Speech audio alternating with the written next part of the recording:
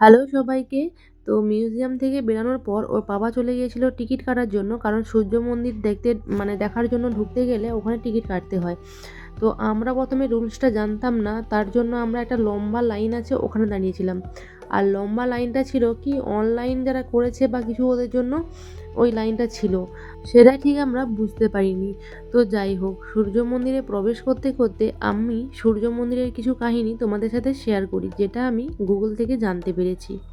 ১৩০০ শতাব্দীতে পূর্বগঙ্গা রাজবংশের রাজা প্রথম নরসিংহদেব ওড়িশার কোণার্কে সূর্য মন্দিরটি নির্মাণ করেন। সূর্য দেবতাকে উৎসর্গীকৃত এই মন্দিরটি ১২ জোড়া বিশাল চাকা এবং ৭টি ঘোড়া বিশিষ্ট একটি বিশাল রথের আকারে নির্মিত। এটি কলিঙ্গ স্থাপত্যের অন্যতম শ্রেষ্ঠ নিদর্শন এবং ১৯৮৪ সালে ইউনেস্কো ওয়ার্ল্ড হেরিটেজ সাইট হিসেবে স্বীকৃতি পায়। এছাড়াও এই মন্দির নিয়ে অনেক পৌরাণিক কাহিনীও রয়েছে। পৌরাণিক কাহিনী অনুসারে শ্রীকৃষ্ণের পুত্র শাম্ব সূর্য দেবতার আশীর্বাদে কুষ্ঠরোগ থেকে আরোগ্য লাভের পর এই মন্দির প্রতিষ্ঠা করেছিলেন বলে ধারণা করা হয়।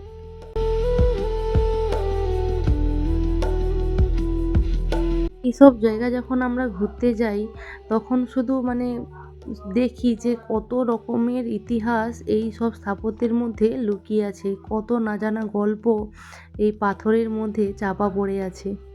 আর আমরা যেদিন গিয়েছিলাম দেখো ওয়েদারটা খুবই সুন্দর ছিল, চারপাশে নীল আকাশ, সবুজ পরিবেশ, তার মধ্যে প্রাচীন মন্দির, অপূর্ব অপূর্ব লাগছিল।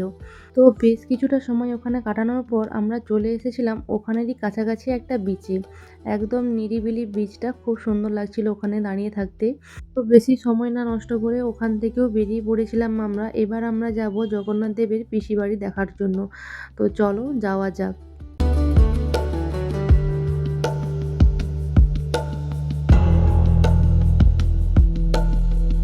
দেখো আমরা চলেও এসেছি প্রভু জগন্নাথ দেবের পিসির বাড়ি। আমি কিন্তু জানতাম না যে এখানে জগন্নাথ দেবের পিসি বাড়িও আছে।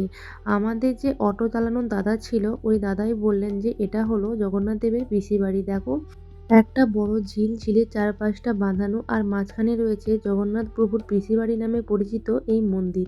তো ওই মন্দিরে ঘুরে প্রণাম টনাম করে আমরা চলে এসেছিলাম আবার সি বিচে। ওই দিন এতটাই গরম ছিল যে আমরা আর হোটেলে ফেরত যাইনি, আমরা একদমই সমুদ্রে স্নান করতে লেগে পড়েছিলাম। স্নান টান করে আমরা হোটেলে ফেরত যাব একদম। তো আজকের এই ভিডিও তোমাদের কেমন লাগলো অবশ্যই কমেন্ট করে জানিও, আর ভালো লাগলে একটা লাইক করে দিও। তো আজকের মতো টাটা বাই, দেখা হচ্ছে খুব তাড়াতাড়ি।